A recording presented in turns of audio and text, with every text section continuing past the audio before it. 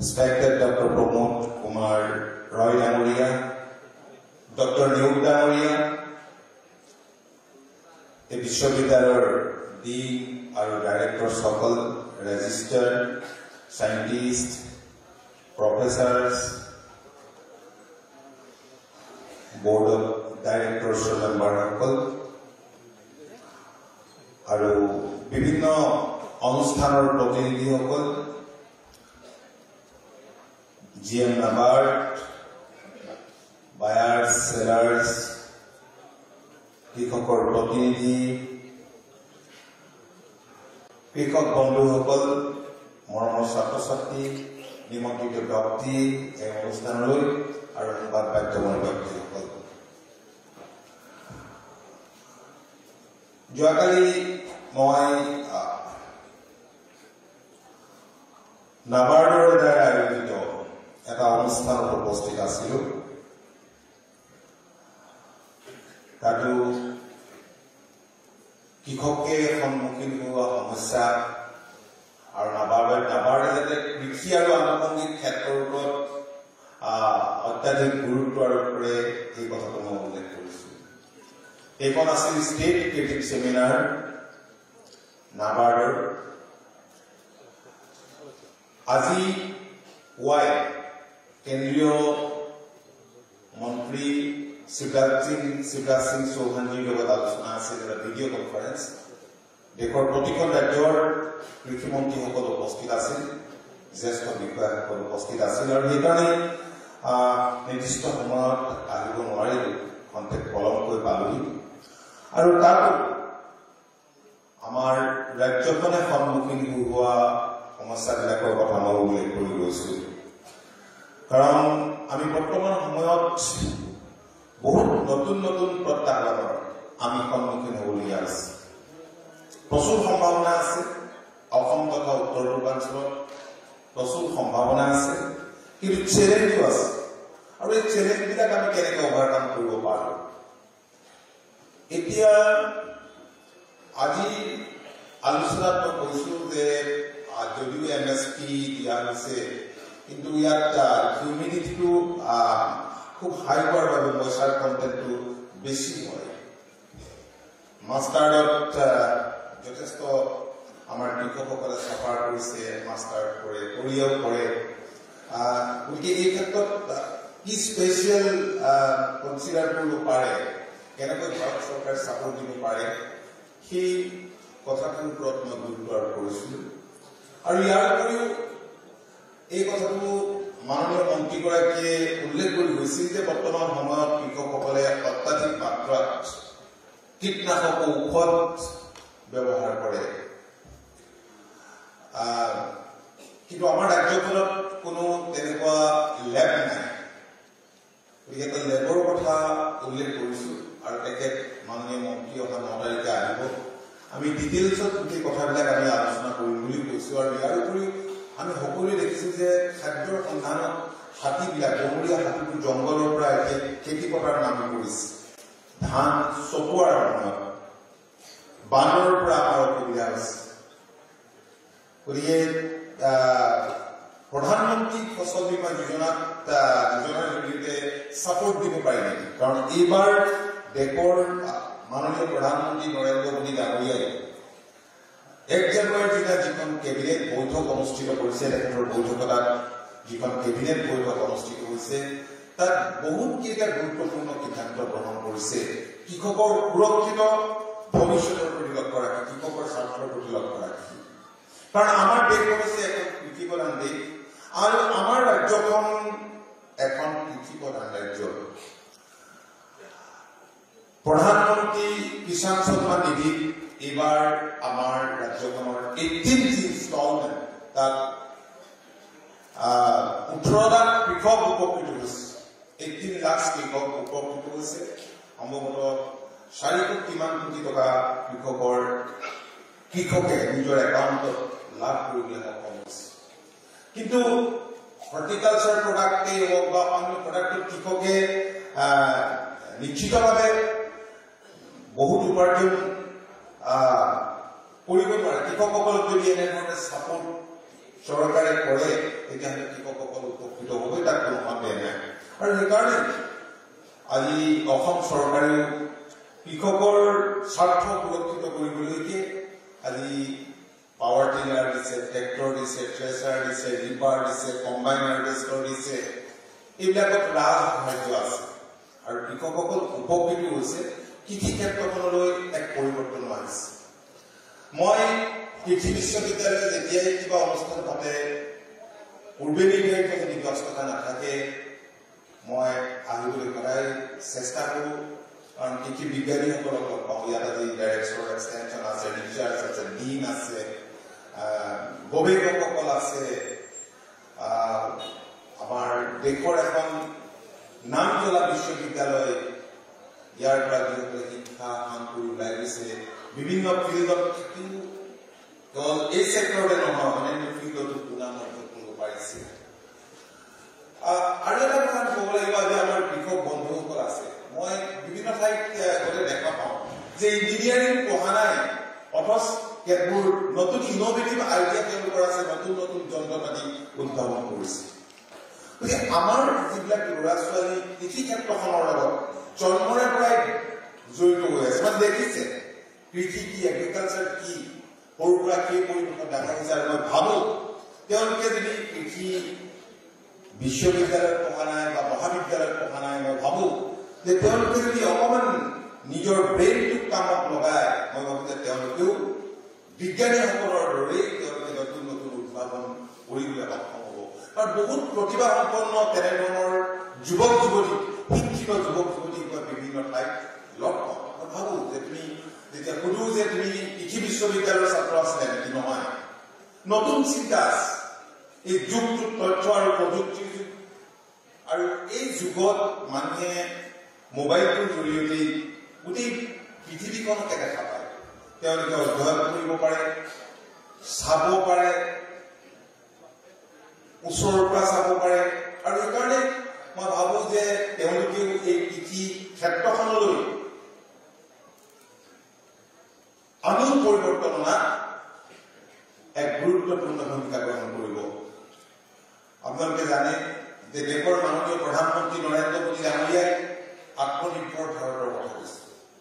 মাননীয় মুখ্যমন্ত্ৰী ডক্টৰ হিমন্ত বিশ্ব শৰ্মা ডাঙৰীয়াই আত্মনিৰ্ভৰ অসমৰ কথা কৈছে, যাৰ বাবে CM-AAA এই আঁচনিৰ জৰিয়তে ৰাজ্যখনৰ নিবনুৱা যুৱক যুৱতীক সংস্থাপিত কৰিব বিচাৰিছে। 2 লাখ নিবনুৱা যুৱক যুৱতী। ইতিমধ্যে 25,000 যুৱক যুৱতীয়ে এই সুবিধা লাভ কৰিবলৈ সক্ষম হৈছে, আৰু বাকীখিনিকো দিয়াৰ চৰকাৰে ব্যৱস্থা কৰিছে। আৰু দেখা গৈছে যে যিবিলাক যুৱক যুৱতী বিভিন্ন ছেক্টৰৰ লগত জড়িত হ'বলৈ যিবিলাকে আবেদন কৰিছে, তাৰ ভিতৰত গৰিষ্ঠ সংখ্যকেই হৈছে এগ্ৰি আৰু এলাইড ছেক্টৰত ইনভলভ হ'ব লগা ল'ৰা ছোৱালী, শিক্ষিত ল'ৰা ছোৱালী। মাষ্টাৰ ডিগ্ৰী আছে, ইঞ্জিনিয়াৰিং গ্ৰেজুৱেট আছে, বেলেগ বেলেগ শিক্ষানুষ্ঠানৰ পৰা শিক্ষা কাম কৰি তেওঁলোকে জড়িত হ'ব বিচাৰিছে।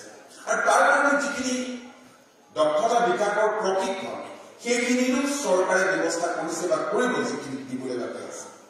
মই ভাবোঁ যে সেইসকলকো কৃষি বিশ্ববিদ্যালয়ে যিমান পাৰে ছাপোৰ্ট দিব লাগে। কৃষি বিজ্ঞান কেন্দ্ৰই মই য'তেই যাওঁ মই দেখিছোঁ যে তেখেতসকলে যথেষ্টখিনি কাম কৰি আছে। বেছিভাগেই আমাৰ ৰাজ্যখনত KVK কৃষি বিশ্ববিদ্যালয়ৰ কেইটামান ICR আছে, সকলোৱে ছাপোৰ্ট দিছে। এইটো আমাৰ কাৰণে এটা সুখৰ কথা, এটা আনন্দৰ কথা।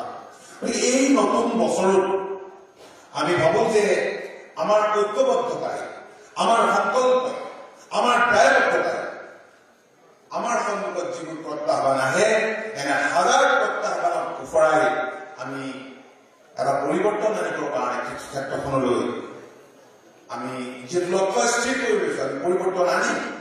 সেই লক্ষ্যত, সেই স্ফীত লক্ষ্যত উপনীত হোৱাত আমাক নিশ্চয় সহায় কৰিব। কাৰণ আমাৰ প্ৰত্যাহ্বানটো আছে,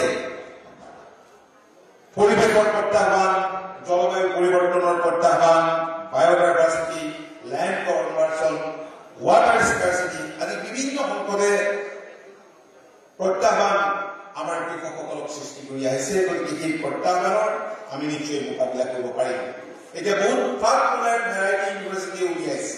এতিয়া ডটৰ কথা চিন্তা কৰি সেইবোৰ আমাৰ ইউনিভাৰ্চিটিয়ে যিখিনি ইউনিভাৰ্চিটিৰ কৰণীয় কাম এইখিনি কৰিবলৈ আগবাঢ়ি যোৱা বুলি আমি জানি অত্যন্ত আনন্দিত হৈছোঁ।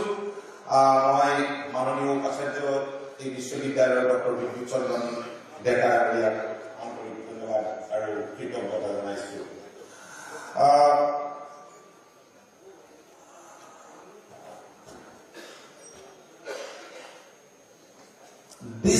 I have come to know that this fair is being structured on the theme Nature to Nourish.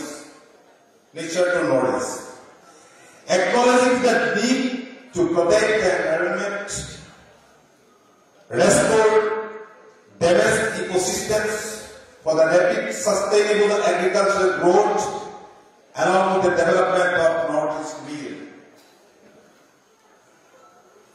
Again, I must congratulate Dr. B.C. Deka, Vice Chancellor, Assam Agricultural University, for taking these much-needed initiatives, which may be a landmark step for the futuristic research and policy making on potential nature-based solutions for the sustainability of our agriculture sector.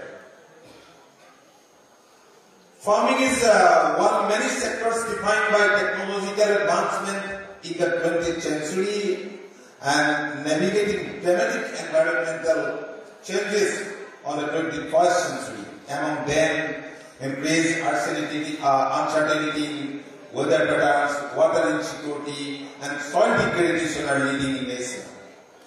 This puts farmers on the front lines. How can producers serve a growing population of peasant consumers with appetites, even as the foundation of a productive food system? Healthy lands and clean water are dissipating now at alarming rates. So our agricultural scientists must continue their research with this harsh reality in mind.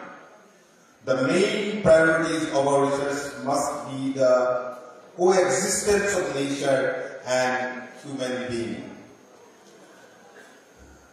The agriculture sector of Northeast India is vibrant and has been creating new employment opportunities in rural areas.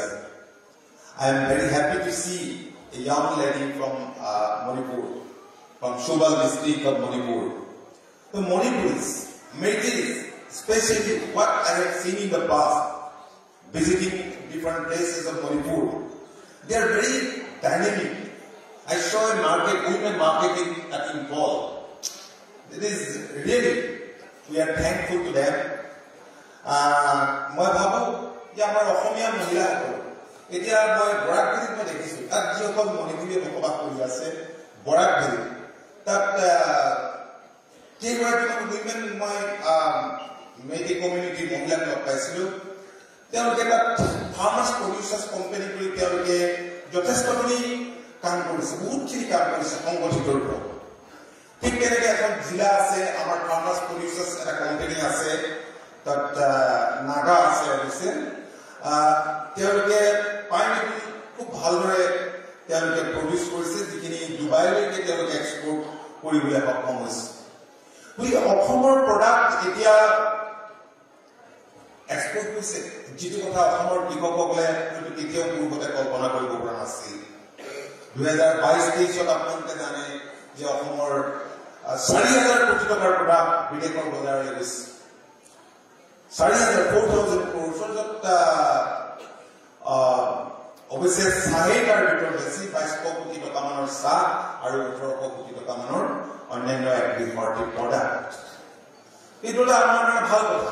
Assam লেমনৰ কথা আমাৰ উপাচাৰ্য ডাঙৰীয়াই কৈ গৈছে যে অসম চৰকাৰে Assam লেমনটোক state fruit হিচাপে ঘোষণা কৰিছে। গতিকে আমি কেনেকৈ কি কৰিব পাৰোঁ আৰু কেনেকৈ আমি ফাৰ্মাৰ্ছক ইয়াৰ জৰিয়তে অধিক লাভান্বিত উপকৃত কৰিব পাৰোঁ সেই দিশটোৰ ওপৰত গুৰুত্ব দিব লাগে। তেখেতসকলে এটা খুব ভাল পদক্ষেপ লৈছে, মই শুনি খুব ভাল পাইছোঁ। টেকনলজিটো তেখেতসকলে বৃদ্ধি কৰাৰ কথা কৈছে আৰু ইয়াৰ উপৰিও বোকাখাতৰ পহৰাতে তাৰ যিটো আসাম লেমনৰ যিটো বাকলি সেইটোৰ পৰা কিবা এটা মানে প্ৰচেছ কৰি কৰাৰ ব্যৱস্থা কৰিছে। আৰু আপোনালোকে জানি সুখী হ'ব যে বোকা কাটোতে যোৱাবাৰ কেইজনমান কিছু কৃষক সংগঠিত হৈ 6 কোটি টকাৰ ৰঙালাও তেওঁলোকে বিদেশত নহয় বহি ৰাজ্যলৈ পঠাবলৈ সক্ষম হৈছে, বহি ৰাজ্যত বিক্ৰী কৰিবলৈ সক্ষম হৈছে। আৰু এইবাৰ টাৰ্গেট হৈছে যোৱাবাৰ যিমান খেতি কৰিছে তাৰ ডাবল অলমষ্ট। গতিকে তেওঁলোকে আশা কৰিছে যে এইবাৰ 1200 কোটি টকা তেওঁলোকে ৰঙালাও জৰিয়তে লাভ কৰিব। আৰু নুমলীগড় ৰিফাইনেৰী লগত আমি কথা বতৰা পাতিছিলোঁ, তেওঁলোকে কৈছে ইয়াত এটা প্ৰচেছিং ইণ্ডাষ্ট্ৰীও আমি গঢ়ি তুলিবৰ কাৰণে আমি ব্যৱস্থা গ্ৰহণ কৰিম। এইটো আমাৰ কাৰণে খুব এটা আনন্দৰ কথা, সুখৰ কথা যে অসমৰ শিক্ষিত যুৱক যুৱতীসকল এনেবোৰ কামত কৃষি কৰ্মত নিজকে জড়িত কৰিছে।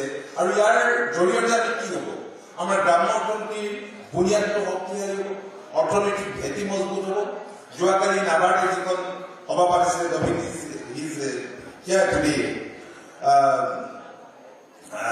কালি খুব ভাল লাগিছে, তেওঁলোকে মানে কিছুমানক চাৰ্টিফিকেট দিছে, মাজুলীৰ পৰাও বিভিন্ন মুখা শিল্পৰো সকলো গৈছে, বেলেগ বেলেগ চাৰ্টিফিকেট দিয়াৰ লগে লগে মই দেখিছোঁ যে যিসকলে পাইছে ৰাজ্যখনৰ ভিন্ন ঠাইৰ পৰা আনিছে, তেওঁলোকক ইনভাইট কৰিছে, মাতিছে, দিছে, তেওঁলোক উৎসাহিত হৈছে।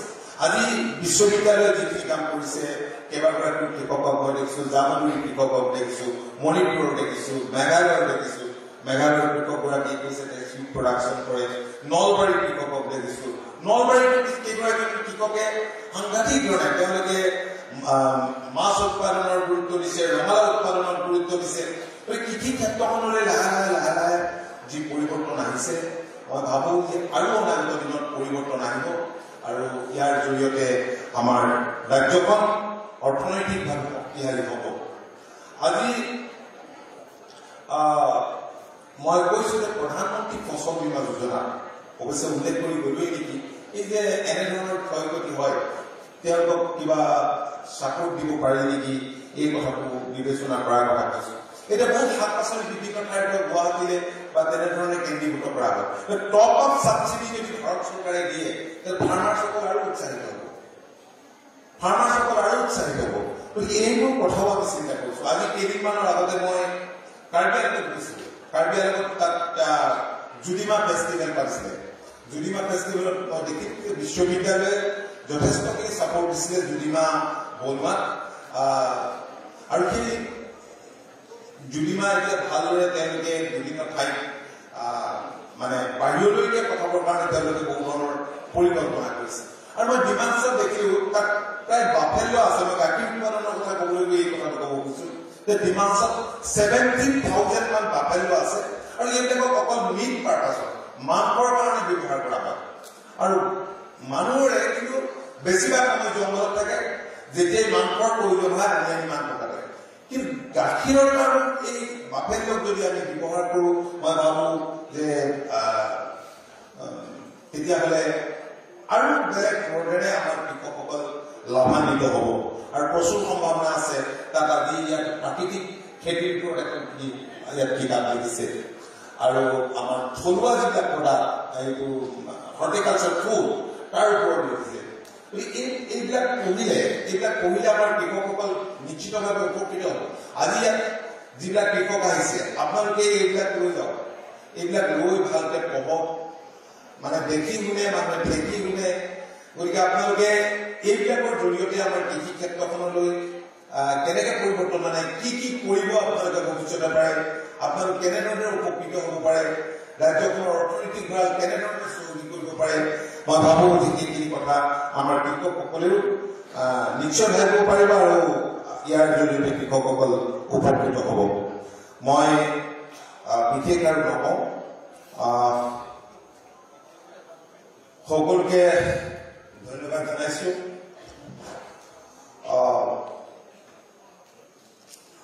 আমাৰ সন্মুখত এখন বৃহৎ বজাৰ আছে। এতিয়া মই বেছি আৰু নকওঁ, এতিয়া মাংস গাহৰিৰ সংখ্যাটো আমাৰ কমিছে। আফ্ৰিকান চোৱাইন ফিভাৰ হোৱাৰ পাছত প্ৰায় 21 লাখ মান গাহৰি আছে বুলি কৈছে এতিয়া আমাৰ ডিপাৰ্টমেণ্টে, আৰু দেশৰ ভিতৰতে সৰ্বাধিক গাহৰি থকা ৰাজ্য। কিন্তু আমাৰ ইয়াত কনজাম্পশ্যন যিমান হয় তাৰ বিপৰীতে প্ৰডাকশ্যন নাই। 35% মানে কনজাম্পশ্যন হয় বুলি বিভাগৰ পৰা জানিছোঁ।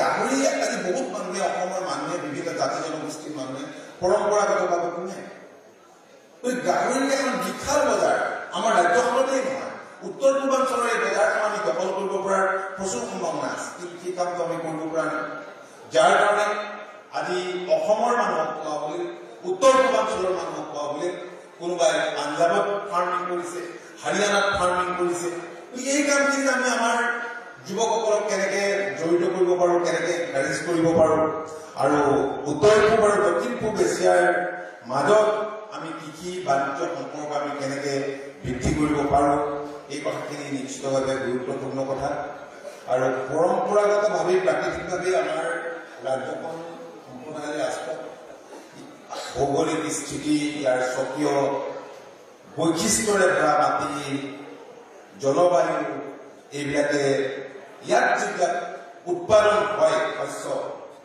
সেই শস্যবিলাকক এক বিশেষ মাত্ৰা প্ৰদান কৰিছে আজি ডক্টৰ কামাখ্যা কাছাৰীয়ে কৈছিলে যে এইটো জহা চাউলৰ যিটো বুট জহা চাউলৰ কিহৰ মাজত আছে বাছ হয় আজি জহা চাউল এই যে কিছুমান মাটি আছে যিবিলাক মাটি বেছি প্ৰেছাৰ কৰা নাই আজি দুয়াৰ এতিয়া ঠাই কাৰণ সেইবিলাক জংঘল কাটি খেতি কৰা বেছি দিন পোৱা নাই গতিকে তাৰ জহা চাউলৰ যিটো গুণ স্মেল আৰু যিটো আলতীয়া ভাৱটো এইটো একদম সাংঘাতিক ধৰণৰ আছে গতিকে আমি সেইবিলাকক লৈ কেনেকৈ মাৰ্কেটিং কৰিব পাৰোঁ ৰঙা চাউল জহা চাউল আৰু ইউনিভাৰ্চিটিটো পাৰ্টন ৰাইজো উলিয়াইছে আমি নেমু টেঙা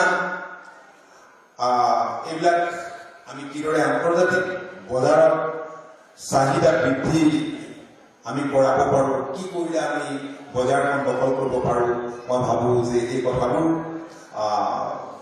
নিশ্চয় আমাৰ বিশ্ববিদ্যালয়ে এই ক্ষেত্ৰত আমাক সহায় কৰিব আমাৰ ৰাজ্যখনত কৰ্মবিমুখিতাৰ পৰিৱৰ্তে এটা সুকীয়া কৰ্ম সংস্কৃতি সৃষ্টি কৰিবৰ কাৰণে মাননীয় মুখ্যমন্ত্ৰী ডক্টৰ হিমন্ত বিশ্ব শৰ্মা ডাঙৰীয়ে দিনে ৰাতিয়ে চেষ্টা কৰিছে আমাৰ ৰাজ্যখন দেশৰ অগ্ৰণী 5খন ৰাজ্যৰ তালিকাত যাতে অন্তৰ্ভুক্ত কৰিব পাৰে তাৰ কাৰণে প্ৰশাসনত সংস্কাৰ আনিছে ৱৰ্ক কালচাৰ বৃদ্ধি কৰিবৰ কাৰণে সকলো পৰ্যায়তে চেষ্টা কৰিছে বহুতখিনি সংস্কাৰধৰ্মী পদক্ষেপ গ্ৰহণ কৰিছে কৃষিখণ্ডটো কৰিছে আৰু ইয়াৰ বাবে কৃষিখণ্ড মই ভাবোঁ যে উজ্জীৱিত হোৱাত যথেষ্টখিনি সহায় কৰিছে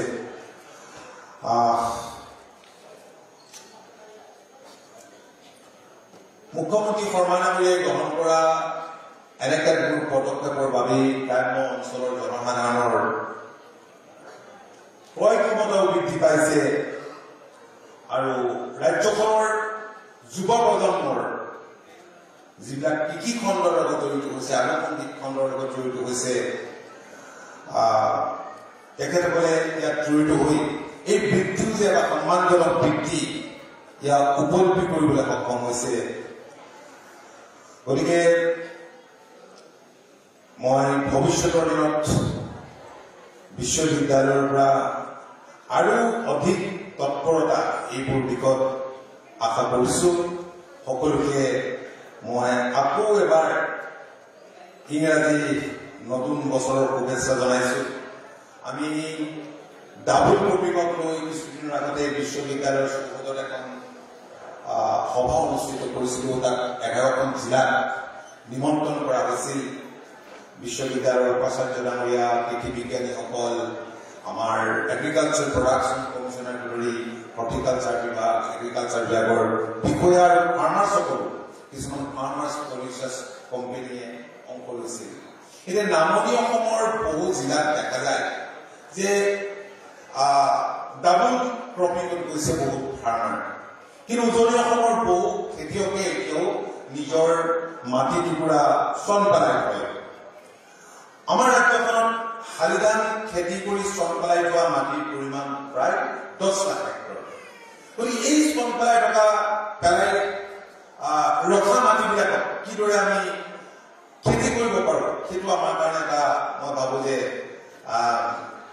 আলোচ্য বিষয় আৰু সকলোৱে চিন্তা কৰিব লাগে একেদৰে মাটি যদি আমি কেইবাটাও খেতি কৰোঁ নিশ্চিতভাৱে আমাৰ ইনকম বাঢ়িব গতিকে আজি যিসকল খেতিয়ক আহিছে আপোনালোকক মই এটাই অনুৰোধ জনাইছোঁ, এতিয়াতো ধান মানুহে চপালে, এতিয়াতো নৌ খাইছে, গতিকে মাটি এতিয়া বহুত খালী পৰি আছে। সেই মাটিবোৰত আপোনালোকে কমকে আপোনালোকে কৰকচোন। গৰু ম'হ আদিৰ কাৰণে অলপ দিগদাৰ হয়, কাৰণ আমাৰ মানুহবিলাকে গৰু ম'হবিলাক নিদিয়ে। আমি বিচাৰিছোঁ যে ক্লাষ্টাৰ ভিত্তিক মানুহে কেনেকৈ খেতি কৰে, আৰু ঘৰৰ ওচৰত থকা মাটিকেইডৰাতে আপোনালোকে এতিয়া ধান খেতি কৰিব পাৰে, আলু কৰিব পাৰে, পিঁয়াজ কৰিব পাৰে, নহৰু কৰিব পাৰে। আৰু এইবাৰতো মাষ্টাৰ বহুত ভাল হৈছে, য'তে যাওঁ কেৱল হালধীয়া। সিদিনা মই ধুবুৰীলৈ গৈছিলোঁ, একদম এখন বিশাল হালধীয়া পথাৰ, এনেই সোমাই গৈ। গতিকে এটা পৰিৱৰ্তন হয়তো আপোনালোকে চকুৰ আগত স্পষ্টভাৱে দেখিছে। এয়াই চাফিচিয়েণ্ট নহয়, আৰু আমি যথেষ্ট কৰিবলগীয়া আছে। গতিকে ডাবল ক্ৰপিঙৰ ক্ষেত্ৰত আপোনালোকে সকলোৱে চেষ্টা কৰক। আমি মিলেট মিছন এটা লৈছোঁ, তো মিলেট মিছন লোৱা হৈছে, মেইজ কাল্টিভেশ্যনৰ ওপৰত গুৰুত্ব দিয়া হৈছে, মাহজাতীয় শস্য আদিৰ ক্ষেত্ৰত আমি যথেষ্টখিনি আগবাঢ়িব পাৰিছোঁ। গতিকে মই আশা ৰাখিছোঁ যে আপোনালোক সকলোৱে ভৱিষ্যতৰ দিনত আৰু এই ক্ষেত্ৰখনক আগবঢ়াই লৈ যাবলৈ কাম কৰিব। আৰু ঐতিহাসিক কাৰণতে উত্তৰ পূবৰ ৰাজ্যসমূহক সাতভনীৰ স্বীকৃতি দিয়া হৈছে। এই সাতভনীৰ মাজৰ যি ঐক্য, আমি সকলোৱে জানো যে অসমৰ প্ৰায় কালৰি কাটি গৈছে। আজি ৰিজনেল কনফাৰেন্সত মই এই কথাখিনি কৈছোঁ যে এই সাতভনীৰ মাজৰ ঐক্য আৰু আন্তৰিকতাই দেশৰ জনসাধাৰণৰ সন্মুখত এক বৃহৎ অঞ্চলটোক সুকীয়া ৰূপত উপস্থাপন কৰিছে, যাৰ কাৰণে দেশৰ প্ৰধানমন্ত্ৰী নৰেন্দ্ৰ মোদী ডাঙৰীয়াই অষ্টলক্ষ্মী বুলিও উল্লেখ কৰি গৈছে। তো ভৌগোলিক অৱস্থিতি, ইয়াৰ জনগাঁথনি, খাদ্যাভাস আদি বিভিন্ন কাৰণতে সাতভনীৰ মাজত থকা সমন্বয় বৰ্তমানৰ অসম চৰকাৰে আৰু অধিক নিকটকটীয়া কৰি গঢ়ি তোলাত গুৰুত্ব আৰোপ কৰিছে। ৰাজ্যসমূহৰ মাজত থকা আমাৰ যি সীমা বিবাদ এইবিলাক আমি দূৰ কৰিবলৈ ব্যৱস্থা লৈছোঁ। আৰু সেইবাবে মই ভাবোঁ যে আন্তঃৰাজ্যিক আমাৰ যি বাণিজ্য, সাংস্কৃতিক আদান প্ৰদান, এইবিলাক আমি কৰিব লাগে। তেতিয়া আমাৰ মাজৰ সম্পৰ্ক অধিক শক্তিশালী হ'ব। মই আশা কৰোঁ যে অসম কৃষি বিশ্ববিদ্যালয়ে এই স্থানত যি এই অনুষ্ঠান ৰিজনেল এগ্ৰিকালচাৰ ফেয়াৰ 2025 অনুষ্ঠিত কৰিছে, মই ভাবোঁ এই কেউটা দিশতে এই অনুষ্ঠানে সহায় কৰিব আমাৰ সংহতিক, আমাৰ মাজৰ সম্পৰ্কক অধিক দৃঢ় কৰি তোলাত নিশ্চিতভাৱে গুৰুত্বপূৰ্ণ ভূমিকা গ্ৰহণ কৰিব। I once again greet and congratulate the Assam Agricultural University along with all esteemed dignitaries present here with participators.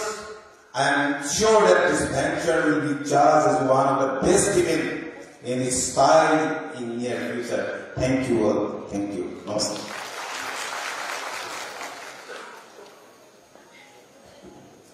Thank you very much, sir, for your thought-provoking address. Your insights on agricultural development and sustainability were truly enlightening, and we are always thankful to you, sir, for your continued guidance and support. I now request the respected Director, Extension Education, Dr. Manoj Young, sir.